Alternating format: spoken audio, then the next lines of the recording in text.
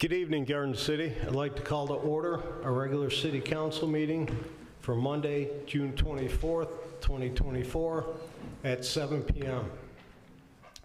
Our first order of business is our opening ceremony, which consists of the national anthem, followed by the Pledge of Allegiance, followed by a moment of silence for those service members who have given their lives for our country, and also for Oakland County Deputy Sheriff Bradley Reckling, who lost his life in the line of duty this past week. If everyone would please rise.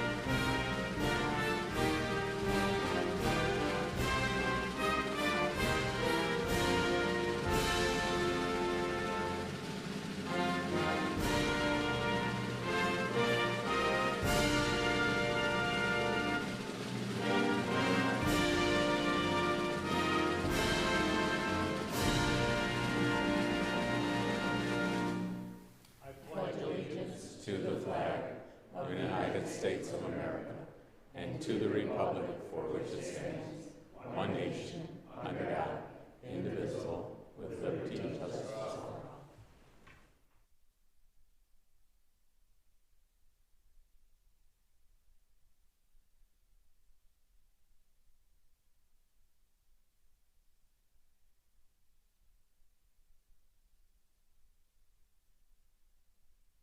Thank you.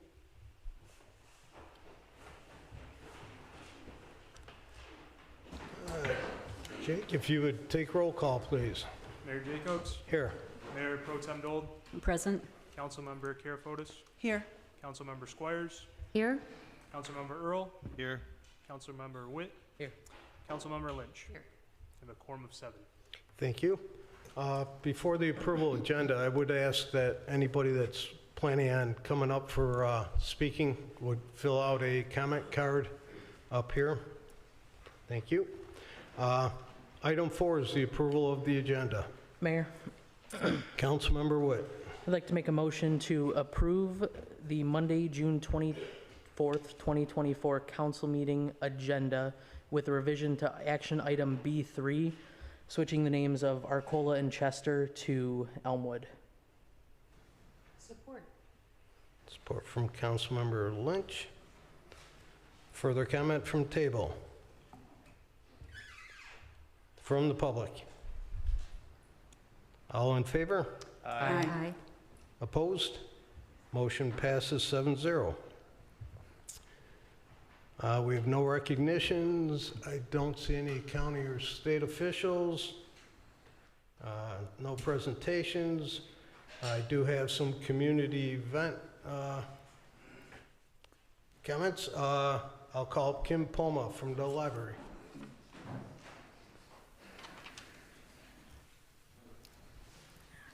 Hi, everybody. I just wanted to let everyone know that we are doing our summer reading program at the library.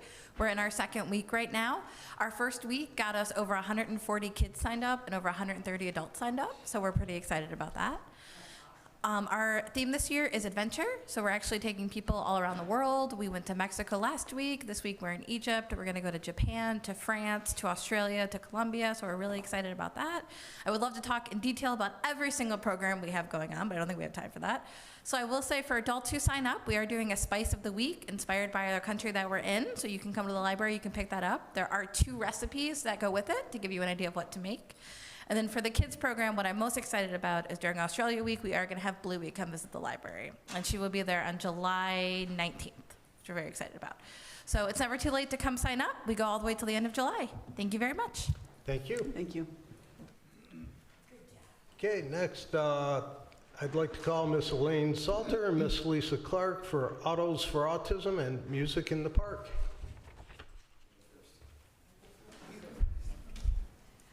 Okay, we had our first music in the park on Thursday. It was hot, but it was a lot of fun. We had food trucks and Hogs Barbecue even sold out. I just want to thank DPS and the Parks Department for all their help in getting us set up and keeping an eye on us for the night. And we had the hottest car show ever. It actually went quite well. And Kim wanted to be here too, Kim Marquette, to share with you that in spite of some adversity, we had, or adversary, whatever the word is. Adversity? Adversity, lots of that, obstacles. Everybody came out and supported us, and it was beautiful. We found ways to stay cool, and we raised $25,000 for the Burge Rochester School Association. So. And could not have done that without the support of Garden City, so we'd like to thank the City of Garden City. We'd like to thank Garden City Public Schools, Derek Fisher. We'd like to thank Buildings and Grounds. Jesse's doing a great job. We really love working with them. They were great. There's just so many people to thank, the Garden City Business Alliance, Downtown Development Authority. Just really, really appreciate the community coming together and supporting this show. And we do a lot of work in advance to get sponsorships, so if we have adverse situations, we can still bring home a profit if we have some of our hardcore supporters show up, and they did. So we had a great show, and we're real happy with the results. So thanks to everyone. And the next music in the park will be the third Thursday coming up in July. July 18th. July 18th and August 20th? 15th. Third Thursday in August. Third Thursday. The Thank third Thursday, yes. Thank you. Thanks. Thank you. Okay, item 9, petitions and communications. I do have a couple of communications. One is the recent garbage situation that everyone should know that we are working with GFL and with Priority. As you know, we're in the process of switching over effective July 1st. And a lot of the problems that GFL is having right now is they have lost about 500 employees over to Priority, getting ready for July 1st. That's good for Priority and us come July, not good right now. But they were out working this weekend. I got 3 or 4 texts Saturday and Sunday to let us know, or let me know that they were out and about in the city, and everybody should have been picked up, but I believe 3 streets, which were done first thing this morning. So we've got another week. Hopefully GFL will stay on top of it. And then moving forward, hopefully Priority will pick up and the people that they have will continue with their routes that they got from GFL. For councils and FYI, as you know, our fire station renovation has gone on for a little over a year now, which should have been finished.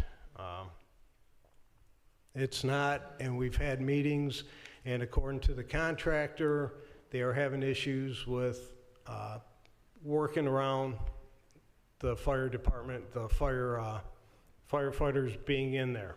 So coming up probably in the future, it'll be coming to us to approve some possible trailers or something for the firefighters to bunkhouse sleep in, so that the contractor will have the entire fire station to work on.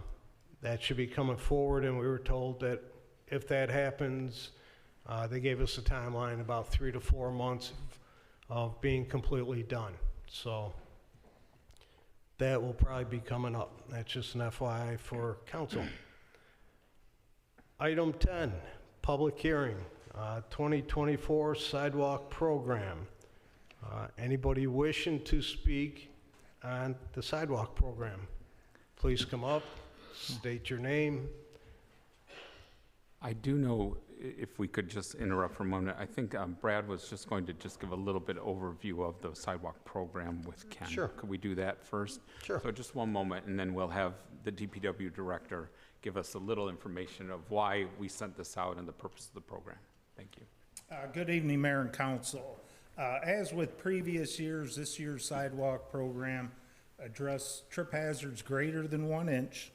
This year's program area is Ford Road to Cherry Hill, Radcliffe to Merriman. The Buccelli Group did a field evaluation and inspection of this area, inspected over 3,000 properties, and found 669 of these properties needed some type of sidewalk replacement. The cost for this year's program for a typical 4-inch flag, 5x5, is $228.25, and for a 6-inch flag is $257.75. Ken Buccelli from the Buccelli Group is also here to answer any of your questions you may have, or the residents. Mayor, I have a question.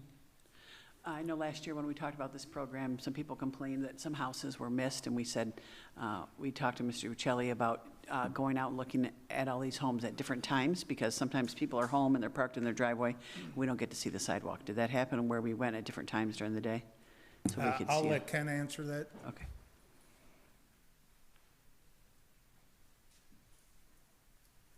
Good evening. No, we didn't experience any issues with anybody being home or sidewalk being blocked. I think the issue last year was that a lot of the sidewalk impacted where the private property and the driveway was, and we were waiting for C of Os that were coming due or for sales to actually take care of that issue when we take care, or when they took care of the driveway, we take care of the walkway. So we didn't have any of those issues this year. Thank you. You're welcome. Mayor, Councilmember can you tell me how much of an increase it is this year from last year, cost-wise? Brad? It's not that much. I don't know. It's very, yeah, about $15 per flag. And this only includes if it's a 1 inch, it doesn't include if the sidewalk is tilted? No, no tipping, no spalling, only 1-inch trip hazards or greater. Okay, thank you. You're welcome. Thank you. Okay. I'll open it up for public comment. Anybody wishing to speak?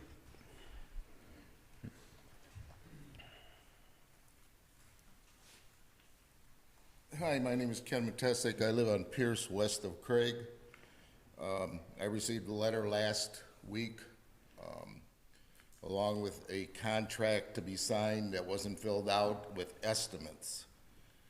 I find that very distressing that this is an estimate, the price that was given, and that you're not going to vote on any kind of final pricing until 4 weeks, 5 weeks, a month, 2 months down the road.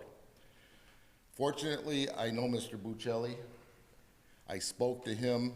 He took credit, so to speak, for the letter and everything else, and only the city sent it out. So he saved me a lot of grief and aggravation up here and probably not getting arrested by the chief back there. So he explained it, and hopefully in the future when you see these things, if you even see them, you have some outlet that the citizens can contact besides Mr. Buccelli, because I didn't know I could contact him and he was responsible for everything. It was sent under city letterhead. So that's all I have to say. It's been taken care of, and I'm happy with the process, and I'll take care of it myself. Thank you. Thank you. Any other comments?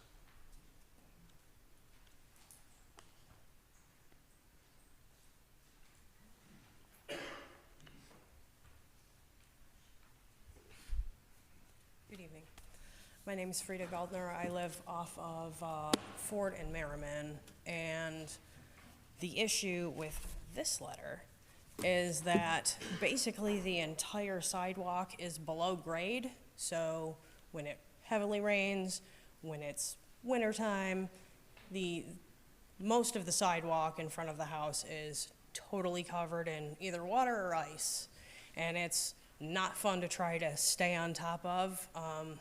The main problem on my property is there's a tree on the easement that needs to go. It's impacting my sewer line, and I'm on the list, but I haven't heard anything from anybody about when that's gonna happen, because I need sewer repairs done, and that can't happen until the tree comes down, and that apparently is the city's ballpark. So, if I can get some contact information from somebody from the city, the only problem with that is I work anywhere from 4 a.m. until 8 o'clock at night, and I'm working 50+ hours a week, so trying to get a hold of anybody and playing phone tag while on my lunch break is not fun. If So, you filled out a form, correct? did. Okay, we'll get it over to Mr. Omen with DPW. He'll get a hold of you he'll track you down somehow. awesome, thank you. Thank you. Signals will work too. Any other comments?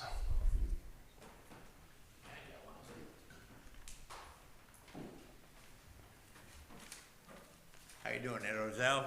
I live on Belton Street. I moved into my house in 2020. I had a big tree on the city property that lifted up my sidewalk. I had it replaced by you guys. I think they were charging like $200 a square. Might have cost me $1,000. My question is, they had to uproot roots and everything else. If it's a city tree that's causing a problem, why do we have to pay for a city sidewalk? Basically, because it's still your responsibility from the sidewalk to the street, even though it's a city easement, it's the homeowner's responsibility. I had a guy come out that was funny. I used I'm old-fashioned Pollock, okay? What I did, I used the cement, and I took tar and put it over the cement. It lasted forever, but I had a hill on my sidewalk. Never rotted. And the guy goes, that's a good idea. But you have older people that walk and everything else, and somebody almost tripped, so I had to have it replaced. But I just want to know why people got to pay for city issues when it's hard times right now. It's your property. The sidewalk is your property or my property? What is it? City easement that you are responsible, same reason you cut your grass out there. It's city easement, but homeowner is responsible for it. So if I cut my grass in front of my house, I don't do the city grass, what happens then? You're still responsible? Adios. Thank you. Any other comments?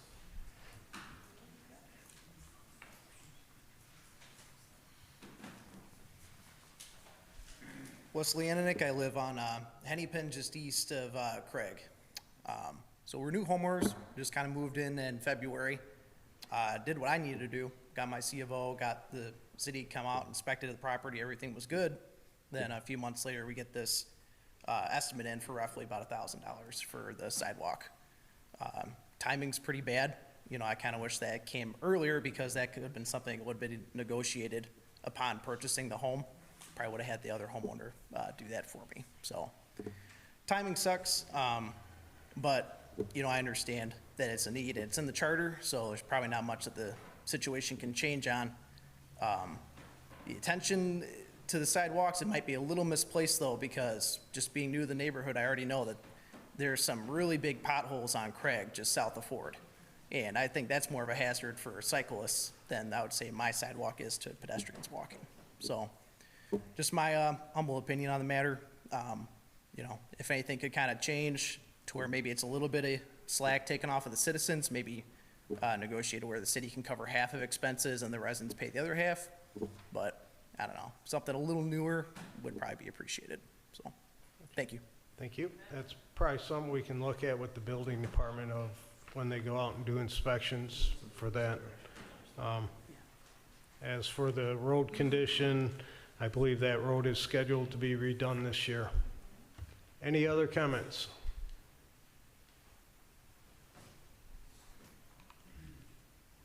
One more time. Any other comments?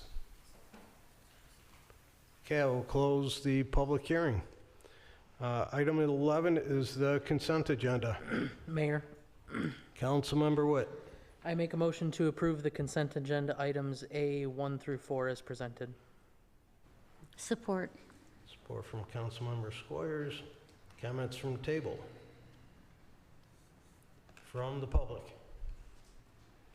All in favor? Aye. Aye. Opposed? Motion passes 7-0. Okay, action items. Item 1, determination of necessity for the 2024 sidewalk program that we just had the public hearing on. Mayor, Mayor Pro Tem Dole. I move to adopt the resolution to determine the necessity for a sidewalk replacement program and directing the preparation of special assessment roll for the 2024 sidewalk program. Is there support? Support. Support from Councilmember Lynch. Further comment from the table? From the public? All in favor? Aye. Opposed? Motion passes 7-0. Item 2 is as-needed sewer lining and repair contract. Mr. Oman. Thank you, Mayor. This is a 3-year contract for as-needed sanitary sewer lining. In recent years, we have found an increase in a lot of sewer failing due to their age, mainly because the joints fail, causing infiltration into the pipe and causing sinkholes. Cure-in-place lining is the best procedure to repair these sewers. It's less costly and less disturbance to the area because there's no excavation. We received 4 bids for this contract. SAK Construction was the lowest responsible bidder. They have worked in several other communities in our area.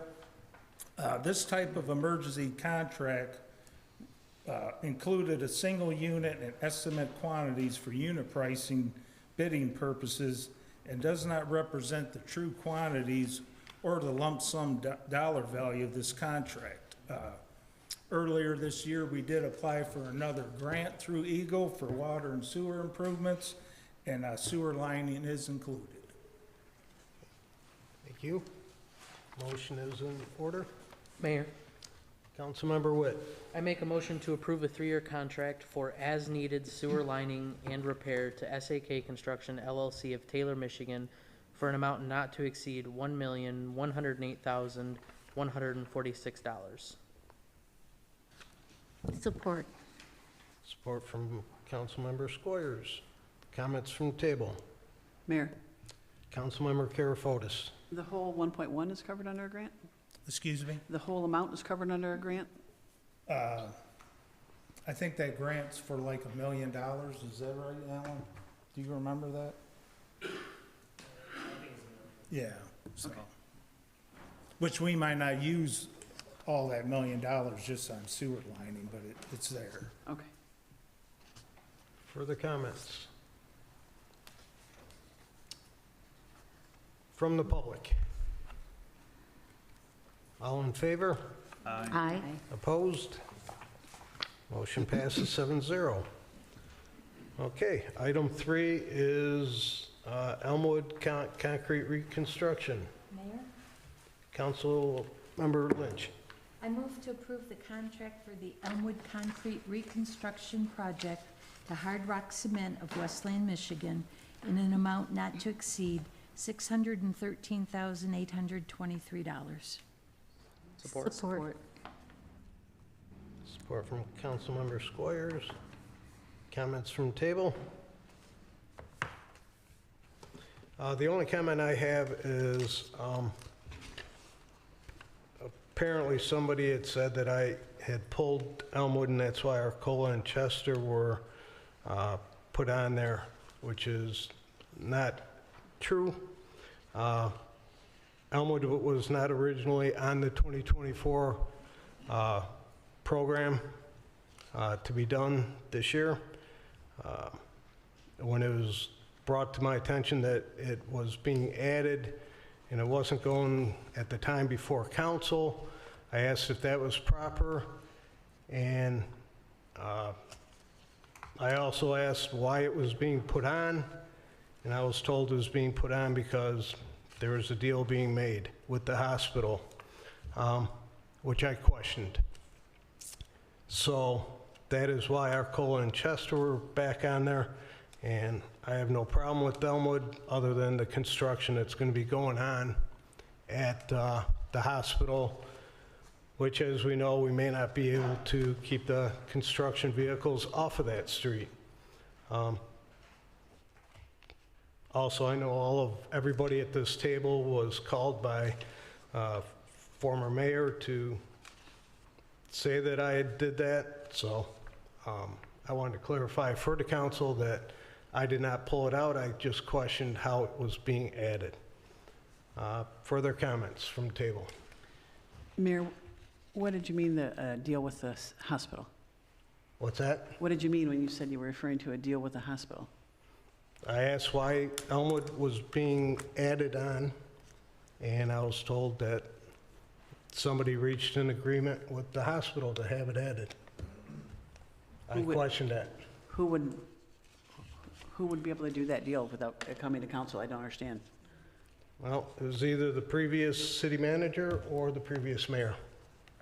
I have no connections. As a matter of fact, I had met with the CEO of the hospital a couple months ago, and he had asked me about this project, and I said it was not scheduled for this year, and he understood, and I said it was scheduled for 2025, and it would probably be done after their construction project was done, of which he said he had no problem with.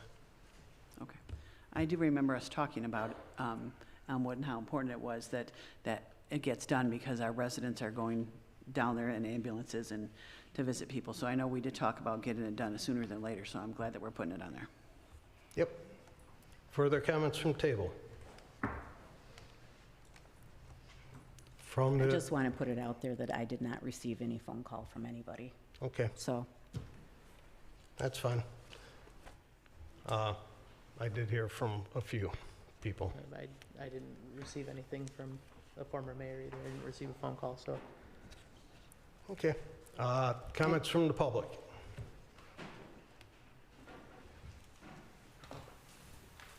Good evening, Mayor and Council. Randy Walker, Deering Street. Hospital and the residents that live around Elmwood have been waiting 5 years to get that road done. It's in terrible condition. I asked Doc before he left, and he said it's scheduled right after Deering. They're doing Deering right now, and then they're moving to Elmwood. And then I heard, when I talked to you, you said it wasn't scheduled.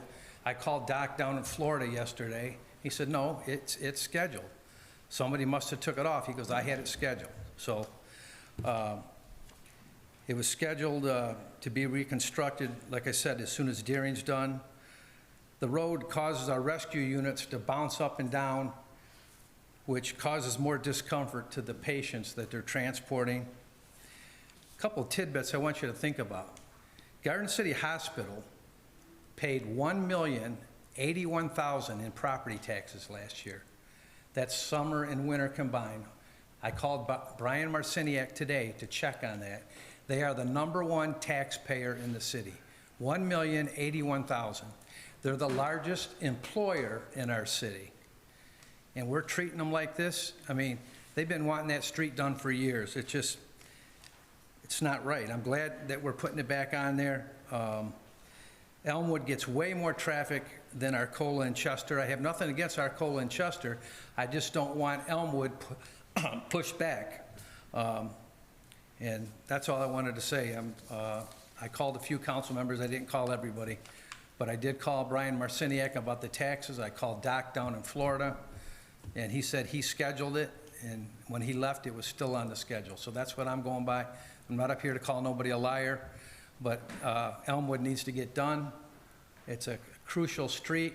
All the cities use it with the rescue units, Inkster, Dearborn Heights, Westland, Garden City, and it's an eyesore to our city when they're all coming here. You don't think they go back to their city and say, the emergency route to Garden City Hospital has been terrible for several years, and they're doing nothing about it. So I commend you for for putting it on the schedule tonight. Thank you.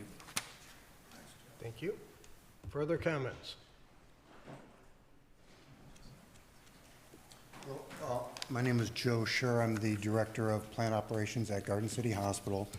And I wanted to reiterate about the condition of the road. We get complaints from the EMS companies who get complaints from the patients that are coming to the emergency department to get treated. So as they're going down Elmwood en route to the hospital, the unevenness leaves an impression. And so those comments make it through our patient experience department, and then they escalate into our safety committee, for which I'm the safety officer.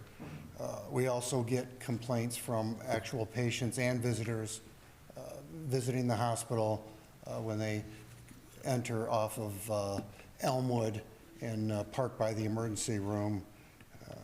And then also Garden City Hospital employees, as part of the safety committee, they have brought to the safety committee at the end of the meeting, we have open safety topics, and we had safety issues on our campus with uneven pavement, parking blocks that have been moved, and pins sticking on the ground. So we did an assessment on our property and repaired many of these conditions, and the comments about Elmwood also arose as why, can that get fixed or cannot get fixed. So, and then I did speak with Doc back in the wintertime, and he had asked me about the pending construction. And the pending construction is the Office Center East building at 6265 Inkster, the old building that's right on the road that's been abandoned for some time. Any plans to demolish that building, and there's been discussions for many years, but they've not come to fruition yet, and that property is still not planned for demolition anytime soon. After the flooding 3 years ago, this Wednesday will be the 3-year anniversary of the flood. We've had drainage assessments looking to add stormwater retention to this area, and that site was identified as a possible place for that, but there's been no construction planned. And even if there was, demolition would not go out to Elmwood because it would require the construction traffic to cross the driveway, which is our main entrance to the hospital. So if any driveway was going to get truck traffic, it would be more likely Maplewood. 15 seconds. So, and Maplewood is the truck traffic for all hospital deliveries of all medical supplies and all waste leaving the hospital come and go via Maplewood. And so any construction traffic would go that way as well. Thank you. Okay, thank you. But you said there were no plans for that yet, but I thought the state gave you $5 million to do that retention. There's no drawings, there are no plans, there are no contracts issued. All we have is a drainage assessment by Wade Trim engineers on what the current quantities are, but nothing on demolition or where to place a stormwater retention basin. Okay, thank you. Mayor, I do have a question. Was Elmwood on the schedule for 2024? I believe so. Is that correct, Alan? Mayor, I just need to have confirmation. Go ahead, Mr. Cruz.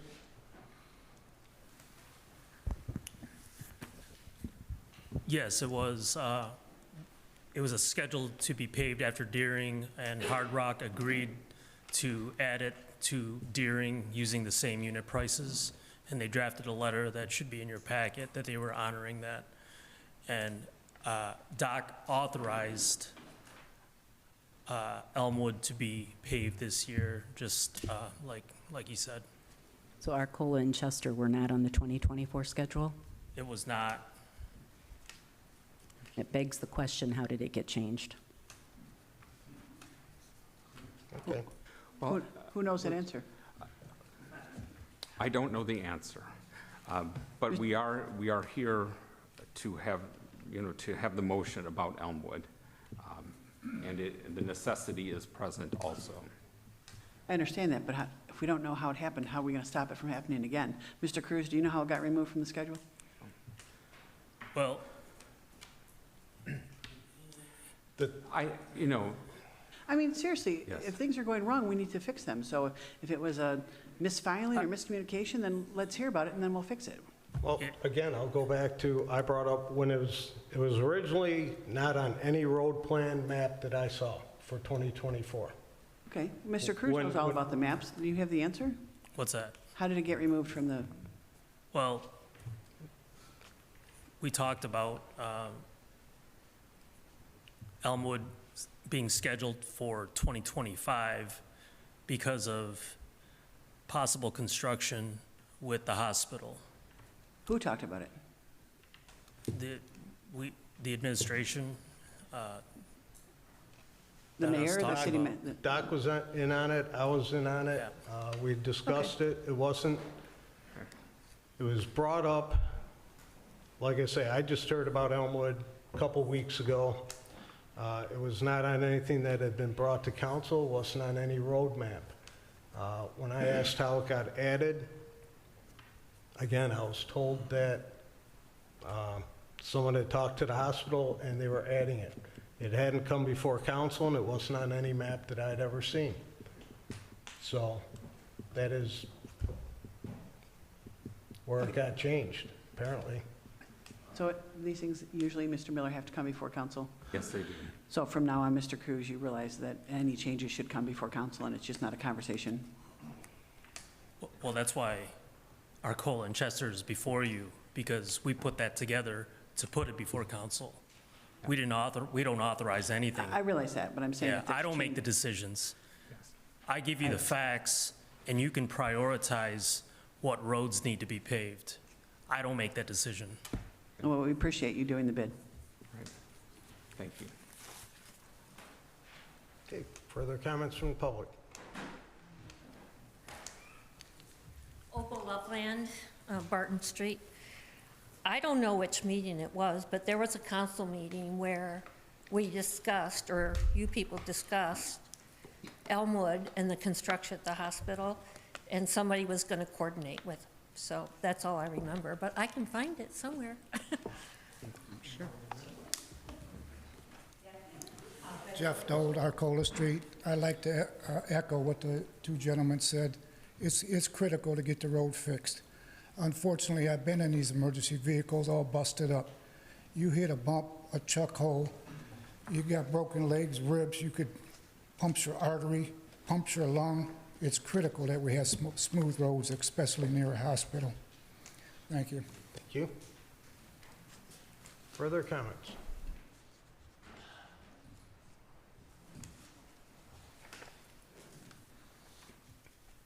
Ed Orzel, I've been living on Belton Street since 2020. Elmwood has got to be done. It's been a terrible street since I got there. It still is today, because in the fall, not only do you have the chuck holes now, you got the gravel problem. So you guys are paying people to come with the brushes, clean up the gravel, because the gravel can, bust out car windows and stuff like that. Instead of doing the cement, can you put like 4 or 5 inches of blacktop on it? Do something, because that road is terrible, because if you're not dead by the time you get there, you will be by the time you go down that road, okay?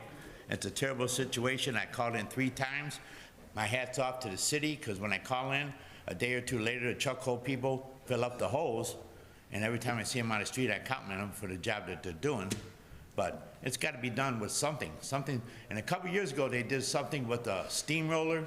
They did something with gravel. Do you remember that? Anybody remember that? When they come down there and they filled the cracks with something to level it off. You remember that? Okay. Did they do a chip seal? Yes. But the problem is, in the wintertime, the side streets get a 1/4 inch of salt. The hospital on Elmwood gets 2 inches.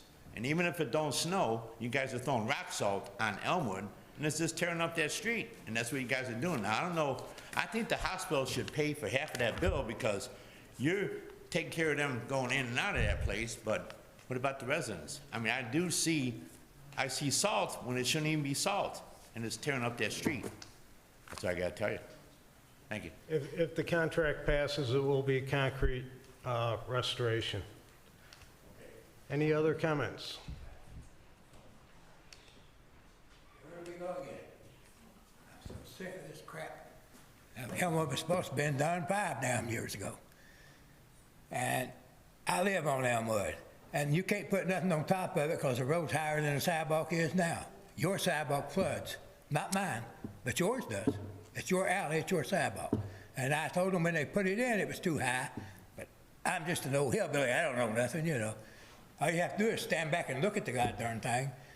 And when you're coming down Elmwood from Deering, you'll notice you're going, and then all of a sudden, Elmwood goes this way. It's at least 2 or 3 foot wider than the rest of the street. It's a major street, construction. No major street money. Nobody had the word to turn it in that it's a major street. 25 years of major street fund gone. And here we go again. Nitpicking up here. Blaming this one for that one, this one for that one. Let's quit blaming everybody for everything and get down and do a little work. You people, you wait till the last minute on the garbage. You knew 4 years ago it was running out. Don't blame the city manager. You knew it. Everybody on the council knew it. Right now, we're talking about Elmwood. Yeah, we're talking about Elmwood. It's the same situation. You can't patch Elmwood no more. If you'll notice, our guys that put the blacktop patch in, the blacktop is still there. The cement, just look around, you'll see the cement just crumbling all around. And no matter how much they put in, it's still going to crumble. They spent 2 trucks, 4 men, all day over there one day just trying to keep up with it. You can't keep up with it no more. Fix the road. I'm sick of this crap. I'm sick of hearing all the amendments just clang, clang, clang. And it's all Elmwood. The cement was no good when it was poured. Most of you know about the situation because it was statewide. 275 they had to redo because couldn't get no coal ash and the mixture of the cement let the water seep in and everything crumbled. That's what's happened to Elmwood. So let's just fix it, quit arguing, vote yes, and let's go. Thank you, sir. Any further comments? Any further comments? Okay, all in favor? Aye. Opposed? Motion passes 7-0. Okay, item 4 is the solid waste contract assignment. Hi, Mr. Mayor. I wanted to just kind of reiterate what we're here before this evening regarding that. Sorry, the sun's in my eye. But I know that Mr. Molnar did kind of set up what is going on regarding our contract, and we do have an emerging situation that is imperative that we address. Number one, at the last council meeting on June 3rd, we did approve a 5-year agreement with GFL, which was the qualified lowest bidder regarding our solid waste. Part of that contract is that we have a section that says that we have to agree to assign it in case they want to assign it to another party. As after it was approved, and even I believe it was discussed that evening, is that GFL was in the process of selling all of the residential contracts in Southeast Michigan to Priority Waste. And that is what is before us, is really the portion of the contract regarding the assignment of this contract to Priority Waste. Again, I know it is June 30th is the end of our time for any services to receive from GFL. And unfortunately, it is an emergency situation almost. As of July 1st, we would not have any trash service in the city at all. On top of not having trash service, we would not have the ability to do any dumping of that either. Say, you know, we're gonna find somebody else to pick it all up. We don't know, we wouldn't have a place to put it either. It is an imperative thing. It is before you. I know that it's not comfortable to have to make these decisions, but here we are, and we do need to make a decision. The decision is to assign to Priority, that is a recommendation from the administration to have the trash service to continue. I'm hoping, of course, that as GFL phases out, that we can have good service from Priority. I know that Mr. Ruthenberg is here from Priority to hear all of our complaints about trash service and to make sure that Garden City is their #1 client and we get trash services good as we can get, and everyone will be happy. All right. Thank you. Thank you. Motion is in order. Mayor, Councilmember Witt. I make a motion to approve the assignment of the GFL solid waste contract to Priority Waste LLC. Support. Support from Councilmember Lynch. Further comments from table?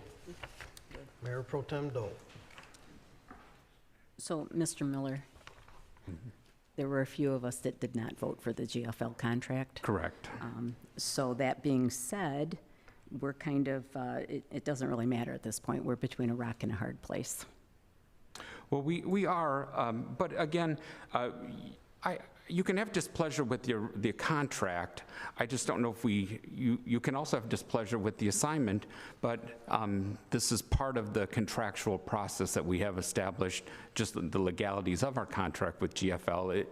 They could have done this 3 years ago also, to say that they wanted to get rid of Garden City and sell it to somebody else. So I support, and I know that the process, a couple people voted against the contract. You can do that the same to withhold that, or you still did not approve you disagreed with the contract, but the assignment and the services are important to the residents, and I don't know if we should, that's not a negative of voting no on that, right? Mayor, Further comment? Councilmember I'm wondering if Earl. Mr. Ruthenberg can speak to the promises about fixing the issues we've had the last couple weeks. Because I know Go my ahead, street Mr. has been hit Ruthenberg. hard. This is Mr. Paul Ruthenberg from yeah. Priority Waste. Thank you, Councilman. Yeah, when I first sat down and I heard about the GFL being behind in the community, it is alarming. And what I would like to do is make sure that I'm kept in the loop as to where GFL is with their service going forward through this week. Our understanding is that all routes should be complete when the contract is turned over to us, in essence. So what I would ask for is any and all of you, please communicate with me and let me know so that we can make sure that two things happen. A, we keep GFL doing what they're supposed to do throughout this week. B, we know exactly if there's any issues going into Monday so that we can handle the issues as quickly as possible. Okay, thank you. Mayor, Councilmember Karafotis. earlier you talked about GFL having problems right now because they're short 500 employees. Are they really coming to your company? I can say that we have onboarded hundreds of employees, but they are not with us currently. They will be with us as of Monday. So GFL has their employees. I cannot possibly understand what each employee's thought patterns are with GFL. That's what I was wondering. I mean, why wouldn't they just stay? It's going to be a seamless. It wouldn't make much sense to take 500 employees away before they're done with what they need to do. Right, that was my question. If they left, are they really going to Priority though? Yeah. And then, just regarding the contract, we talked about a couple things. Mr. Molnar said we all knew about it. We didn't know about it. We didn't know that we had these bids since March. Those just got brought to us at the last meeting. None of us knew that these bids were even in until that meeting. So that's why we suggested at earlier meetings that these things get done way ahead of time. We talked about it in January and then never heard about it again until June. So I guess he's right in the sense from now on when someone says it in 6 months, I'm going to ask about it every month because I'm tired of having to vote things because it's an emergency. And I just think when we say the lowest responsible bidder, this isn't responsible. They may be the lowest bidder, but nothing about this is responsible. I have another question. Mayor Pro Tem Dole. In our current GFL contract, does it not give us the option to fine GFL for each and every property they neglect to pick garbage up on a daily basis? Yes, it does. And we are working on identifying those with DPW. And I did ask today if, when we get the final bill, what is our responsibility and can we deduct that from the final bill? So I'm waiting for the city attorney to make sure, unless we'll get in trouble for not paying an invoice. But I did look at that too. Okay, all right. thank you. Can I make one suggestion? Come Monday, flood the city. Thank you, We great should suggestion. see trucks on every street just to bring back some faith in the system. I appreciate the suggestion. We'll pass it along. Mayor, Councilmember Witt. just two quick questions. Are you keeping the same exact daily schedule for all of the households throughout the city? Yes, Councilman. Okay, is that gonna change next week? Anything? Are you just one day pushed back because of the holiday? The holiday, obviously, we'll have one day pushback, as you pointed out, but at the same time, our goal is to keep things exactly the same, follow the contract, and make this as seamless as humanly possible. And then the other question, just, are the residents keeping the same trash cans that GFL used, or are you switching to the yellow priority? No, the residents will continue using the same containers as per the contract that was. Because I like the awarded to green, I like the city logo, I like what we have. You don't like yellow? A little bit of an eyesore, in my opinion. I believe the city purchased those garbage cans for, from GFL or. Yeah, I know, I had this. They're ours, so. Yeah, I had the same question when it came back when we were getting the presentations with, so that's all I wanted to make sure, but that's all that I had, thank you. Any other comments from the table? From the public? Sir?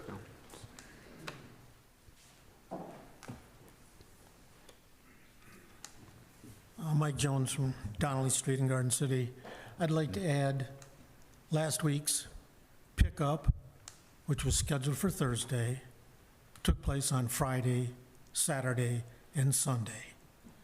They finally did our garbage pickup on Sunday.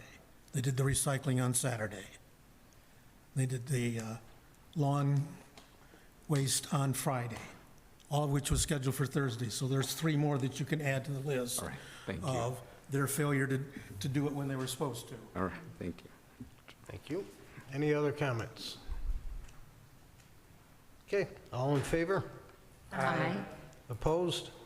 Aye. Okay, motion passes 6-1. Item 5 is the Dearborn Consolidated Dispatch. Chief Arnosky. Good evening, Council, Mayor, City Manager, and Deputy Clerk. Good to see you guys tonight. I'm here to ask you guys to please authorize the renewal of our contract with Dearborn for the dispatch center that they run for us. It's called the Dearborn Unified Dispatch Center. It answers our 911 calls for service and dispatches for us. It consists of Dearborn, Westland, Wayne, Inkster, Garden City, and Melvindale. We joined in 2019, and I can say 5 years later, it has made dispatching in our communities more effective and efficient. The consolidation has allowed greater efficiency in service and enhanced needed communication between communities during an emergency, and the consolidation has also reduced our cost. Transparency in cost is based off of the percentage of our call volume versus the other cities, so we're only paying for our usage, which is nice to see. In the police and fire services, seconds matter, and criminals do not know jurisdictional boundaries. Active shooters, fires, other critical incidents can require more public safety responses than just those working in one community the day they occur. The Dearborn Unified Dispatch Center maintains our ability to coordinate police and fire response during day-to-day operations and to critical incidents, maintain the quality of service, and provide continuation of shared cost. I would ask that you authorize this renewal for 5 years. Thank you. Mayor, Councilmember Earl. I move to approve the attached renewal resolution concerning the continued use of emergency dispatch services in Dearborn. Support. Support from, I didn't hear who. Councilmember Karafotis. Councilmember Karafotis. Further comments from the table? Mayor? Councilmember Witt. I just have a quick question. It's not like response time related, but I haven't had to call 911 myself, but I know somebody who I was with had called 911 a couple weeks ago, closer to midnight. It rang for 40 seconds before somebody picked up. Do you know the typical time from dial to answer for Dearborn I do is? not. Okay. No, it seems like 40 seconds would be unusual, though, but we could certainly ask and see. Please, thank you. Further comments from the table? I will say I did a tour a couple of years ago when I was on council of that facility, and it is it's a pretty impressive facility. Any comments from the public? Okay, all in favor? Aye. Opposed? Motion passes 7-0. Thank you. Thank you. Okay, interim city manager contract. Mr. Miller. Yes, the contract before you is for myself to serve as the interim city manager. I did meet with Matt Derby, our labor attorney that did the drafting of this contract, and I put before you the rate of $58.65 per hour. That comes to $122,000. It is approximately $9.61 an hour increase for myself. For my current rate, I also asked that I would like to have my saved leave bank made whole. That is in case either you or I decide to end our contract, I would like to leave with a full saved leave bank, which would help my final pay.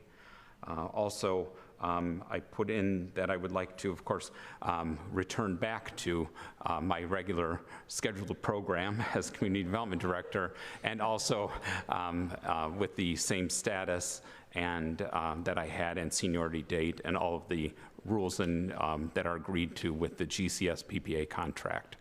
So that is what is before you.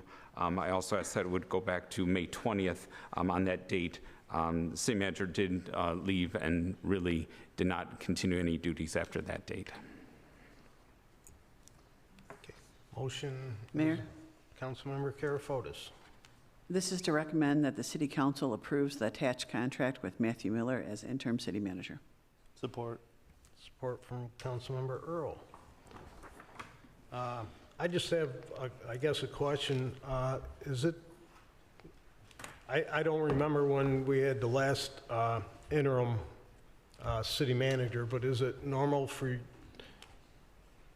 you to negotiate with our attorney versus city council? I know we've had, when we hire a city manager, we always set up the parameters and discuss that. Mm-hmm.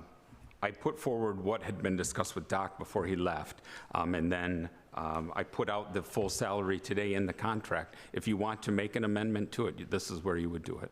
No, I'm not saying Okay. I agree or disagree. I'm just asking if it's normal for, in this situation, you to negotiate with the labor attorney versus council setting up. Well, when I contacted the labor attorney, he recommended this route, that I have a contract with the council and to put before you a completed contract. Okay. Mayor? Councilmember Karafotis. So this contract is just for your job as city manager. Are you still getting paid as the DDA director and all those things? Yes, yes. And how are we splitting up your time? I mean, is it like so many hours or something per? I'm working a lot of hours. That's what I'm saying. So you're keeping track of, you're doing DDA stuff at this rate and city manager stuff at this rate? Well, it actually is just the whole rate is that. It's not a separation. Okay. So it's the $58 an hour minus $49 an hour, right? You said it's $9 less or something? Correct. Okay. I have no problem with that. I love Mr. Miller. But you're saying that that rate is all-inclusive? Yes. Yes, okay. And no severance pay in this contract? No. Just go back to GCS PPA. Okay. Okay. When you interviewed Matt Miller, did Matt Miller answer Matt Miller? I talked a lot on a third party today. Okay, further comments from table? From the public?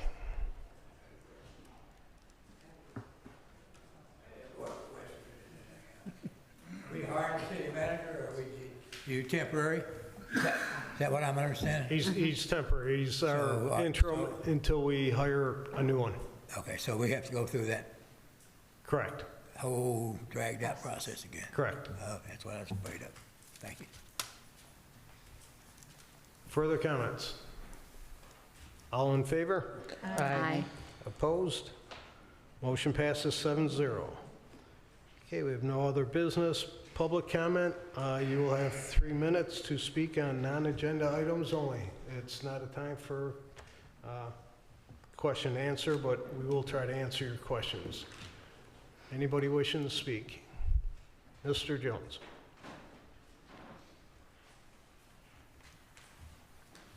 I'd just like to call to attention 3 items that the Senior Alliance is sponsoring. One is an ice cream social on Monday, July 22nd from 12 to 2 at the Radcliffe Center. You do have to register in advance, or you can do it, and you can do it in person at the Radcliffe Center or online at gardencitymi.org/senior center. Second one is a senior lunch and fun on July 12th. You have to register by July 10th. There's a $10 fee, and again, you need to register in advance. And the last one is the watercolor for seniors. The next session will be on July 19th at 1 o'clock at the Radcliffe Center. You can register again online or by calling 734-793-1870. Thank you. Any other comments?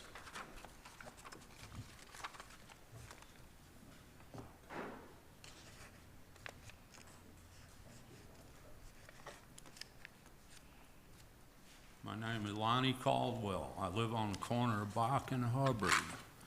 I came here concerned about the sidewalk, but it's very minor. Mine's only $138 or something. And listening to the different issues and things here, I'd like to thank Garden City. I've been in Garden City 29 years, and I know things happen.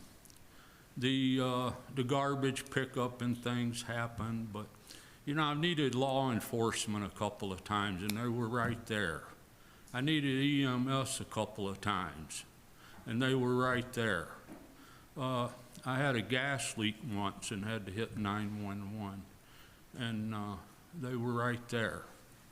And I had 2 big trees, and I didn't know what to do. I called somebody, and it was really expensive to have those removed. And then I found out they're sitting on city property. And I called the city, 2 big trees.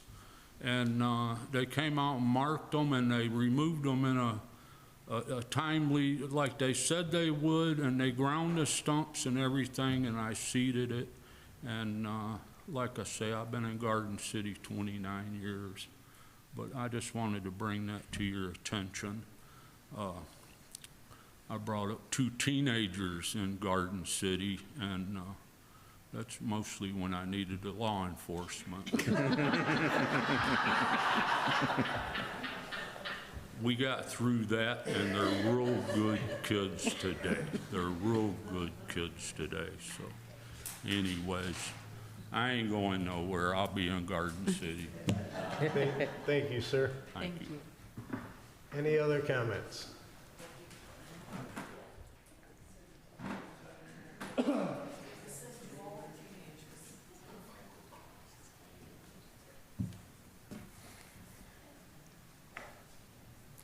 I want to try. Damn it. The Garden City Fire Department, I was finally able to get over and thank them for the cure they gave my wife. And I want to publicly thank them and tell anybody and everybody, there is no better fire department than Garden City Fire Department. Nobody ever tell me different, because I'm liable to smack you upside your head. They were wonderful with me. Not only took care of her, they took care of me and made sure I was all right. That's all I want to say. Thank y'all. Thank you. Any other comments?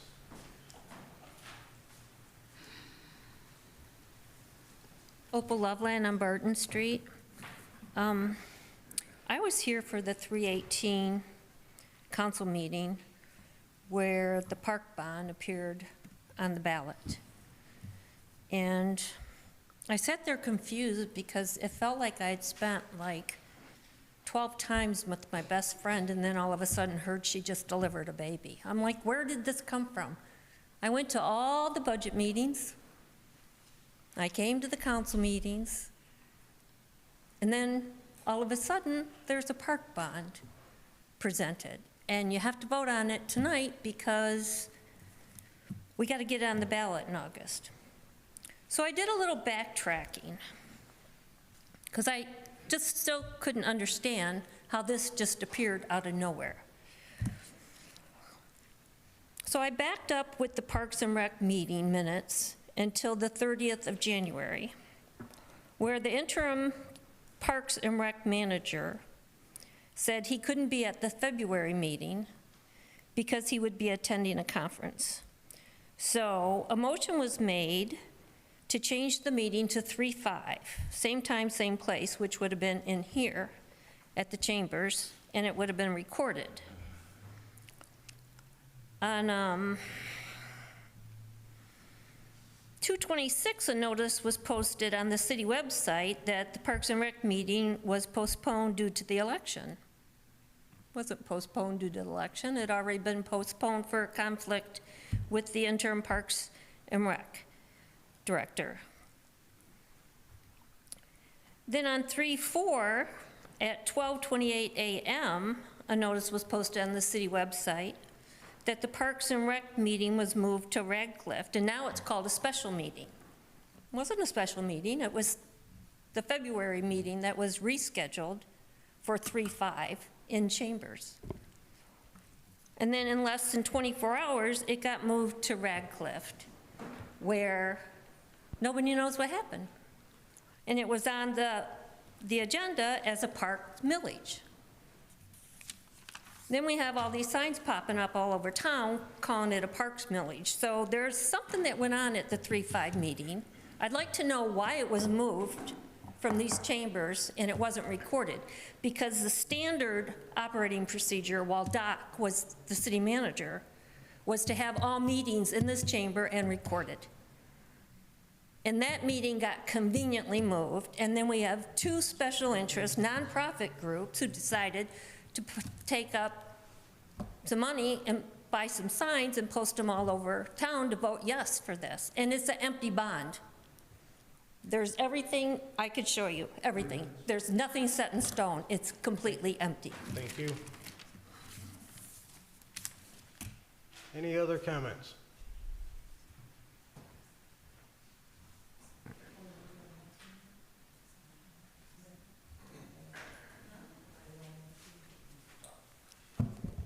Hello, Dominic King. I think the special interest group that she's mentioning was soccer club in GCYA. There's social media out there saying there's some kind of side deal with the soccer deal with the youth programs. Honestly, I thought it was pretty obvious what we want. We just want nicer parks. There's no side deal. There's nothing the GCSE is expecting out of this except for just nicer parks. I've been coaching for like 15 years. Been to hundreds of different parks throughout the state of Michigan. There's a lot of nice parks out there. And I just want the Garden City to be the same. Nice restrooms, nice fields, some benches, trees for shade. Stuff for all residents I think will enjoy. Benches with umbrellas or whatever. Not just soccer fields, but I think all our parks need to be updated. I think it gets back to the community. It'll improve your homes, yes, exactly.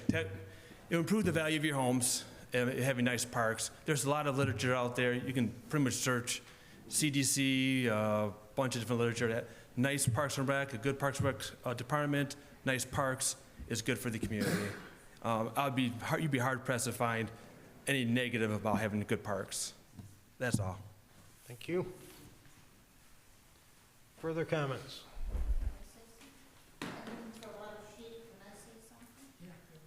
Yes, ma'am. Diana Mifsud, Shaler Drive. I've lived here since 1964, raised my family, love this town.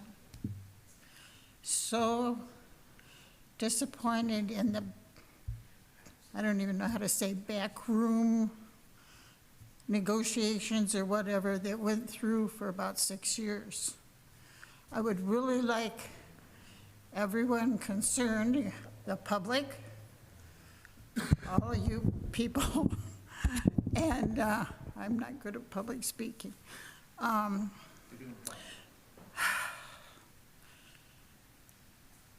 We need to really let go of friendships and look at the details that are concerned with all the citizens of our city. Not our buddy, he don't want to vote against him or with him, and that's what I've seen from this council, except for 2 members. Yeah. Yes. And the park, I love the Parks and Recreation. It's beautiful. The plans I saw on the phone today looked great. I'm all for the handicapped. I'm on the Commission for Handicap. I'm all for kids. I'm all for schools. I'm all for a city that cares about each other and not the backstabbing that goes on. The social media is sickening, really bad. You gotta get yourself together, and you've got to fight for this town. We're going under. The grant, where's the budget for the grant that Doc promised everybody? It's not gonna be any taxes. It's all gonna be in the grant. Where's the grant? Where's the budget? Where's the detailed budget for every penny spent and every penny you received from grants? That's all I have to say. I'm very upset about this, and I know a lot of other citizens are, and they care. You guys live here, don't you? Does everybody live here? Do you see our town going in the shithole? 15 seconds. I'm done. Thank you. Any other comments?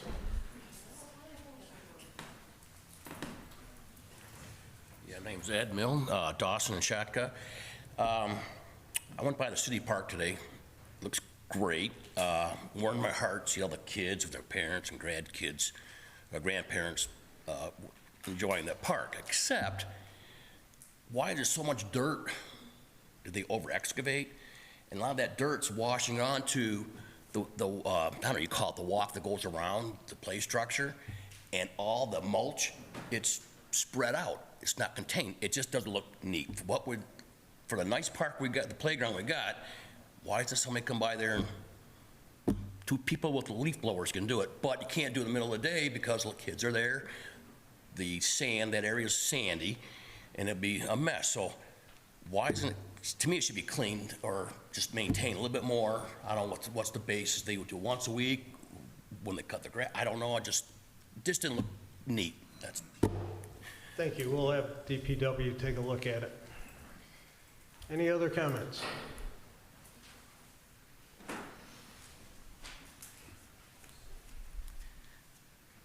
If there are plans to do improvements to Garden City Park, I would ask if the bathrooms are going to be improved. That's a pretty nice-sized building. That we have more than 3 stalls for the women. Also, there was an issue with one toilet getting plugged at an event I was at a couple weeks ago, and they shut down the whole bathroom because that one toilet wouldn't stop running. So any improvements should include independent shut-offs for each toilet, so we don't have to shut the whole bathroom down because one toilet's leaking. Okay, thanks. Thank you.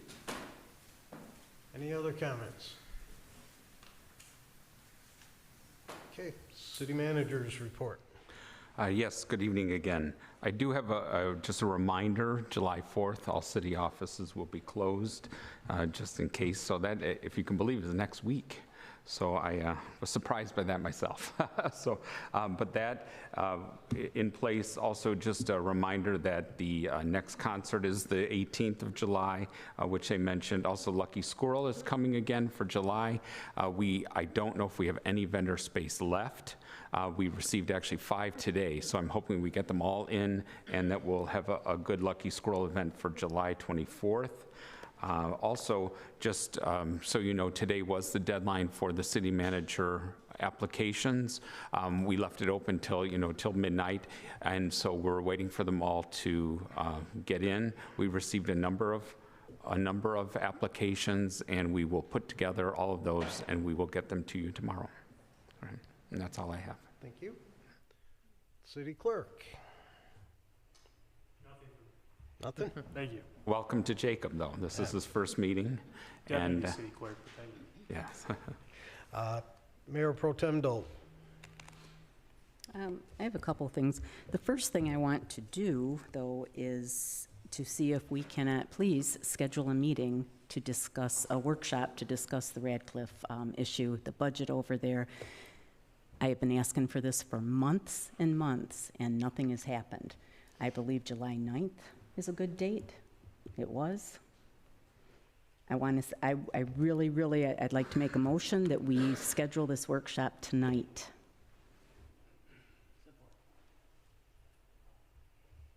July 9th, at what time? 6 o'clock, or? Okay. 6 would be fine. Okay. Okay, we have a motion and support.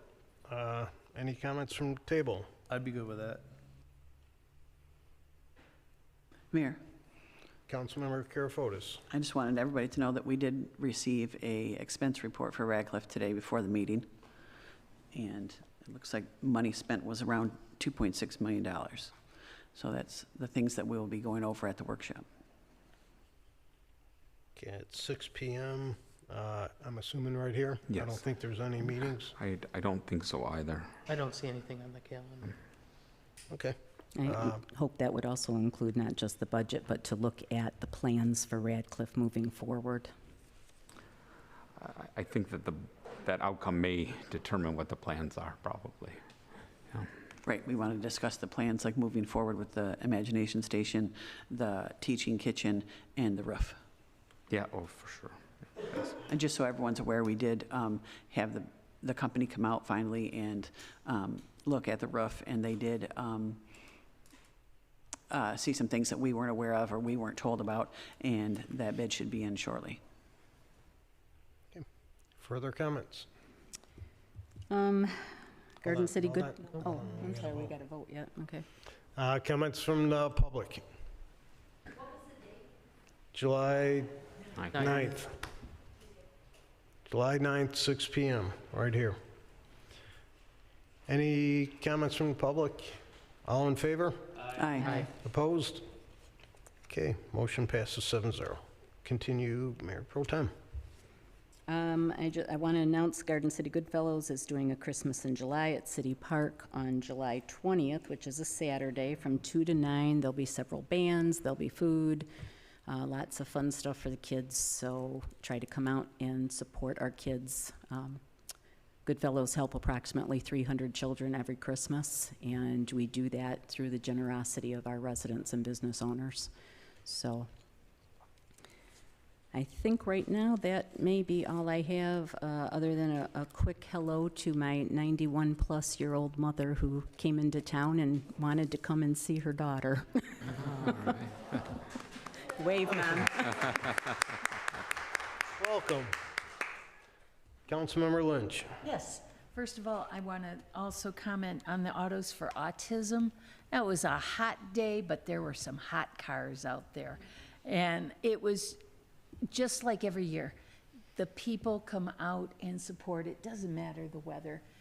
They're out there supporting it. And it was really a wonderful experience. So next year, if you haven't been, you should come out.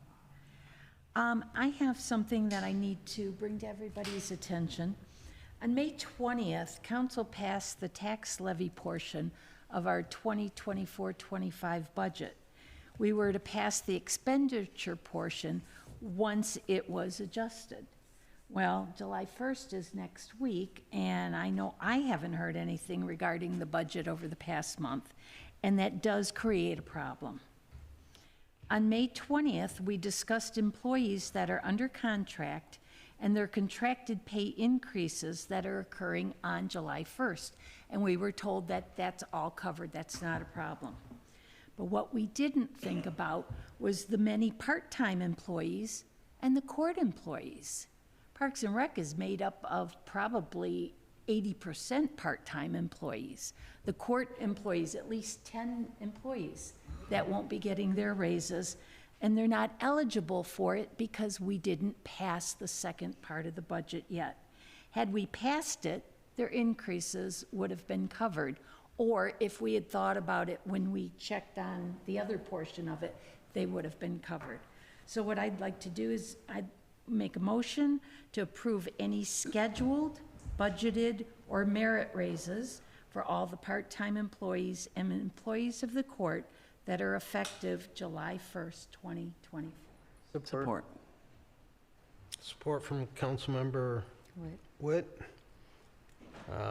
Further discussion from the table. And just real quickly, again, we didn't think about the part-time employees and the court employees. We asked about salaries and the contracted raises, and we didn't realize in the process that they weren't covered at that time. So we're not talking about new hires, we're not talking about all this other stuff. We're talking about those things that were in Part B of the budget that were covered, and Part A of the budget, it was also covered. We just want to make sure that they don't lose out, because there is no such thing as retroactive pay for most employees. Police and fire can get it, but nobody else can. So if we don't address this now, they don't get the pay, and by the time it comes back around to us, it's going to be 2 weeks or 4 weeks, and they're going to lose out on their pay increase. Okay. Further comments from the table? I'm glad it was caught. Okay. Any further comments from the public? Okay, all in favor? Aye. Aye. Opposed? Okay, motion passes 7-0. Anything else, Councilmember? That's it. Councilmember Witt. Thank you, Mayor. Just want to give a huge shout out to all of the dancers in the Dance Express, as well as all the employees. Everyone did a fantastic job. I was only able to make it to one of the performances due to an event that I had the prior day, but they did a wonderful job, spent all year working on these routines, did wonderful. Movies in the Park had a really good turnout until the rain came. A couple of strikes of lightning and the big screen fell over with one big gust of wind, so unfortunate. Next month is the next one. Look forward to King Cone with free ice cream again. He's dropping it off. I will be passing it out for him. Autos for Autism, I was there 4 o'clock until about 10:30. Ooh, it was a rough day, but it was great. I did also get from Jim Reidner, who is the director of the Nankin Transit Commission, and I just wanted to see, it's one of the boards that I sit on with my spot here on council, so I have the actual ride statistics for the last few years that Garden City has taken using, so anyone, I believe, over the age of 55 is able to use Nankin Transit. It's currently $3 for a one-way trip on that. You can set up by calling them. Actually going into effect here shortly, a new system was approved, which will make it a little bit easier for online scheduling and route configuration. So it'll optimize for the residents. So from January 1st of 2018 until December 31st of 2018, Garden City used 5,995 rides. That's a to and from. Moving on to the next year, this was the year that or a couple extra rides were taken outside of the 5 community jurisdiction, but Garden City utilized 6,732, which is for calendar year 2019. Moving on, 2020, taking a hit, 3,896 rides were taken during COVID in the year of 2020. Moving on to 2021, again, still numbers are down a little bit, but 4,297 total rides were taken for calendar year 21. 2022, 4,791, so just slightly up from the previous year, but getting back from the COVID numbers and moving in a better direction. Calendar year 23, 5,448 rides were used. And then to date, till June 20th, 2,847 rides have already been provided this year for our residents. Again, available to anyone 55 plus. A new system will be launching here shortly. If you call Nankin Transit, I don't have the number on me, unfortunately, but I can probably get the office number. They're more than happy to schedule rides and get everyone going. Actually, the office number is 734-729-2720, and they'll be able to get rides scheduled. I know a few residents in like Westland that have come to meetings, dialysis trips, anything like that. It helps take burden off of family members from taking off of work. But again, it's a cheap alternative for residents 55 plus who might not drive themselves. And with that being said, that's all that I have. Thank you. Councilmember Squires. Yes, I just have one announcement. The National Kidney Foundation was going to do a workshop, a free workshop at Radcliffe, and they don't have enough people. They have to have at least 8 people sign up for this workshop in order to have it begin on July 10th. And it's a class that provides skills and tools to help people in various stages of chronic kidney disease, and also for caregivers. If you've had a kidney transplant or a kidney failure, you can learn how to improve your overall health. And if so, if you could call our Radcliffe Center at 734-793-1856. The first class is scheduled for July 10th, and if they don't have an additional 4 people by then, they'll have to cancel the class. And that's all I have. Thank you. Thank you. Councilmember Karafotis. I have a lot. First, I want to say thanks to Zach for talking about the transportation. I sit on the board of directors for the Senior Alliance, who recently did a survey of seniors in 5 surrounding cities, and the top priority for all of them, the top problem was transportation. So I know that we've done things in the past as fundraising to get money for them for the rides for Nankin. I think we should continue doing that because it's a huge problem with seniors. I also want to ask, you gave an update on the fire station. And I know previously when we talked about, before all this started, about somewhere for them to stay, that we had, Councilman Earl and myself had mentioned about the Cadillac dealer on Ford Road. And now that there's a new person in there who's willing to rent, that maybe that's somewhere else to look into again. A different company owned it the first time, where the guys could be housed, the trucks could be there, everything could be there. And I know the firemen had looked into that too. Now that it's a new company, maybe they'd be willing to help us out and rent that to us. Talking to Chief Keen, he seems, and the contractor, they seem to think that they can work with the vehicles there, so it wouldn't be a storage issue for the trucks. And if we set up a couple trailers just for the firefighters, probably on site here at City Hall, they'd still be seconds away from the building and their equipment, and they can still get everything done. The trucks can still be inside? Correct. Okay, great. The other thing I had was about the parks bond, and I know there was a lot of confusion whether it was a bond or a millage, and I just want to make sure our residents realize that they're 2 separate things. A millage is something you pay into, and a bond is actually a loan that we take out that we pay interest on. So just like every Garden City resident, I would love if our parks were improved. But I want to make sure that we're able to handle the planning properly and that we get what we ask for. So if everybody doesn't know, our Parks and Rec Department is holding meetings at each individual park, and you can come to those meetings and find out the plans for those parks and talk about plans that you want. So please look for those on the Parks and Rec page in the city site, because they're going to be putting those out there. So. The other thing that I wanted to bring up, and this is going to sound negative, but I just think there's a lot of things going on at Radcliffe. It's a wonderful place, but things are just going haywire, it seems like. So the first question I wanted to ask, and I thought our treasurer would be here tonight, so I don't know if Mr. Miller knows this question. Do you know if T-Lab has made any further payments? I don't know. Okay. I don't know, but I can find out, and I'll let you know tomorrow. Okay.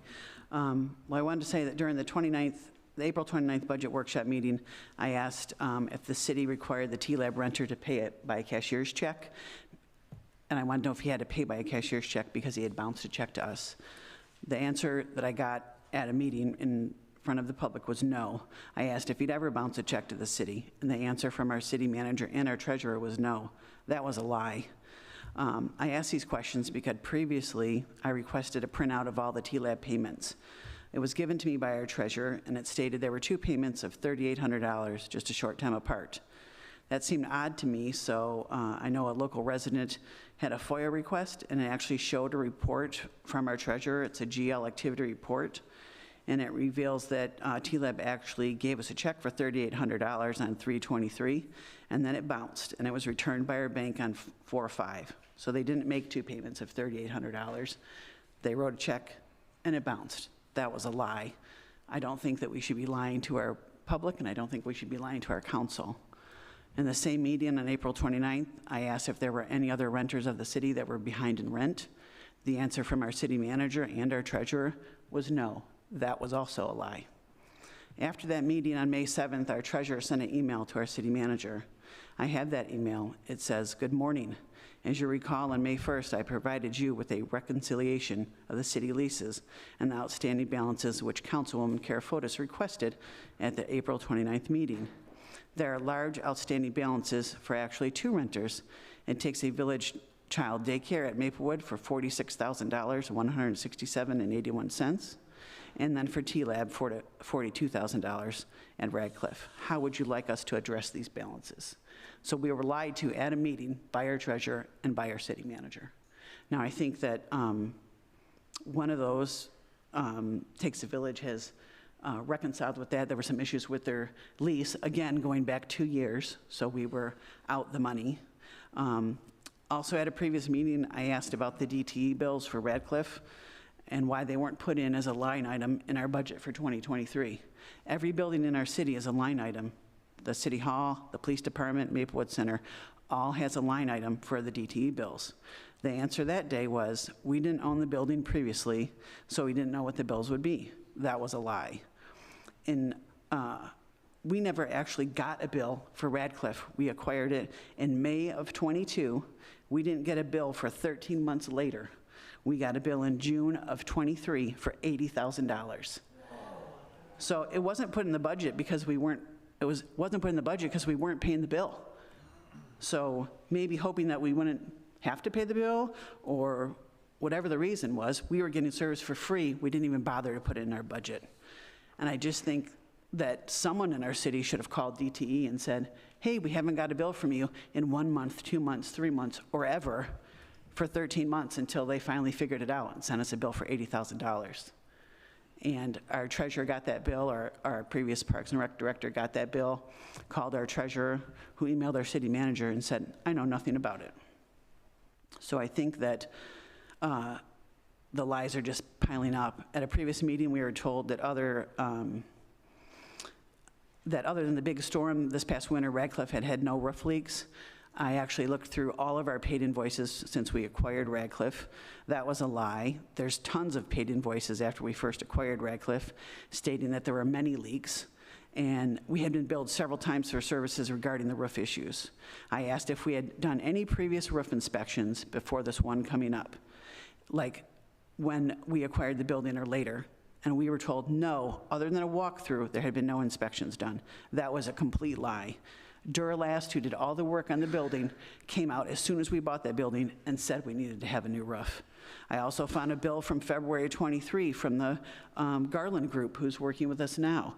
They went on the roof and did an inspection and billed us for it. They said we needed a new roof. There's nothing new, and certainly something could have been planned for instead of all of a sudden saying, "Oh, I don't know that we need a roof." We knew that we needed a roof. I feel lie upon lie after a lie. I feel we're being lied to about finances at Radcliffe on so many levels. It's just crazy. The grants to help pay for Radcliffe weren't properly handled from the very beginning. I watched a previous meeting that stated our gym for the seniors there, and also for the computer room that we agreed to pay thousands of dollars for the installation of the ceiling. We never got that grant. We're still waiting to hear if we even have it. Our previous city manager mentioned that on the way out of town. Oh, try to call Tuesday and see if we have this grant still. That's money taken out of our residents' account. We're paying for things there and paying and paying and paying. So I'm not sure if the mayor knows if we have even asked for 1 penny yet, or if we've invoiced the county yet for the grant, but there's lots of lies and there's lots of money. Nobody has been spending money or stealing money. It's just being spent, and it needs to stop. I think all of the things that I just named about bounce checks and past rent and the roof, all those lies are about our city finances. So regardless of who told others to lie, it's unacceptable. This has to stop right now, and there has to be consequences for it. You can't sit at this table and lie to all of us and lie to the public. Lying to the council and the residents about finances can't be tolerated in any form by anyone, whether it's the city manager, previously the treasurer, or anybody else. Our previous city manager may be long gone, but the problems he left behind just keep coming every day. I feel that city council needs to schedule a closed session to discuss honesty issues for these current employees who have been lying. I also feel we need to move forward in ending our relationship with T-Lab. They're not paying their rent. They've been giving the same excuse for over 2 years. I actually found an email in that same FOIA from 2 years ago when he said he was supposed to be getting a grant. He also said that he was paying Schoolcraft and couldn't pay us. Well, if he can pay Schoolcraft, why can't he pay us? It makes no sense that we're letting this person stay there more than 2 years. We signed a lease with them in July of '23. Why would we sign a lease with someone who hasn't paid rent in the previous 14 months before that? We never should have signed that lease. We talked about it before. We need better systems in place so this stuff doesn't happen. I think that, we should cancel his lease and take him to court. In another email, I saw that our treasurer actually recommended that to our city manager, and it was ignored. I think that we need to I would like to make a motion that we cancel our lease with T-Lab and move forward to get the funds that he owes us and have them move out so that we can use that space appropriately. Other city employees have already said they think that that space could be rented and we could get paid for it. I would agree to get rid of T-Lab. The only thing I would want is I want our city attorney to look at the lease information first before we make a motion that could put us in a lawsuit. Can I put that motion on hold and we can have the city attorney look at the lease? I'll start that also. And then can we also schedule a closed session so that we can talk about things that, when our city employees lie to council? Since that's an employment issue. I don't know if that's necessarily an employment issue, though. That's a bargaining issue regarding it. It's a what issue? I'm sorry. I mean, what we can discuss in closed session, I don't think we can do so. I think we can't talk about employment? We can talk about employment. I'm just looking at the open meetings handbook just to refresh what can occur at a closed session. I just think we should, I'm cautioning you all to, you're throwing out words, lying, and all of this, and I know you're substantiating it, but it's very damning, and I think we should be careful about what we're saying at the council table regarding employees. Okay, well, I'm reading right from the email. Here's a copy that was sent for a FOIA. Here's a copy of the bounce check that was sent in a FOIA. So everybody can watch the video. I'm council member, I'm just cautioning you regarding that. Well, everything that I said was stated on video during a council meeting, and I have the email, and I have the bounce check. Okay. So I just think it's getting out of hand, and we're not doing anything about it. I think the main culprit is no longer at the city. But others lied during that meeting. Okay. And lied about finances. And we can't have a finance director that's lying about our finances. That's all I got. Thank you. Councilmember Earl. Thank you, Mayor. I want to wish condolences to the Oakland County Deputy Reckling's family, to Oakland County Deputy, the family, the sheriffs, and I wanted to point this out to the citizens, because I hear a lot of how great our police and our fire department are, and they are exceptional. This year, this year, we're up 25% of officers being killed in the line of duty. And quite frankly, in this area, the citizens need to take a little blame for that. We keep voting in the same garbage year after year. Nobody pays attention to what's going on. just to let you know, the local municipalities, they go out, they protect us, they put their lives on the line, they arrest the bad guys, they send them to the county looks at them, puts a tether on their leg, puts them back into the community. Then our guys have to go out and rearrest the same people again. And I'm not talking drunk drivers. Right now, there's thousands of people out on tether in Wayne County. Murder, rape, arson. People never pay attention to certain elections. And this is what's in our community right now. All right, I worked for 30 years with the sheriff's office. I can tell you, at one point there was 2,000 inmates in there, and there's probably 900 now, and the rest are on tether. If you think the crime's gotten better in this area, it hasn't. Okay, they're being released into our subdivisions. Think about this, aggravated stalking. Somebody's bad enough to get arrested for stalking somebody, and they take them and put a piece of rubber on their leg and put them back into the same neighborhood. It's got to end. I don't know the situation with the individuals involved in what just happened, but we have to support our officers. We have to support our firefighters who go out to these scenes, okay? They do a great job, but they shouldn't have to keep doing the same job over and over again. In this city, we've had murders happen, right, where people get released. So I'm asking people to kind of pay attention more above this level and hold other elected officials accountable. Why are we releasing all these inmates back into the system? Why have we spent hundreds of millions of dollars on a jail that still isn't open? Hundreds of millions of dollars. It's ridiculous. That's all I have. Thank you. Councilmember Witt just gave me the total rides for the past 6 years for all the communities, for the seniors, and it comes out to approximately 332,263 rides that Nankin Transit has provided for seniors in all the communities that they serve. So they do a great job, and they've always come out and provided us with shuttles and transportation when we've asked them to give us help at certain events. So they're a great partner for the city. And I just want to say to the Autos for Autism, it was a great event. Awesome cars. I think I picked Mr. Lefever's, I forget what year, Barracuda. But there were a lot of awesome cars this year that were. It was a hard judge this year. I know a few of us at the table had to pick cars, and there were plenty to choose from. So great job to Lisa and the rest of the committee over at Autos for Autism, and hopefully it's just as good for the chili cook-off. So having said that, no further business. This meeting is adjourned.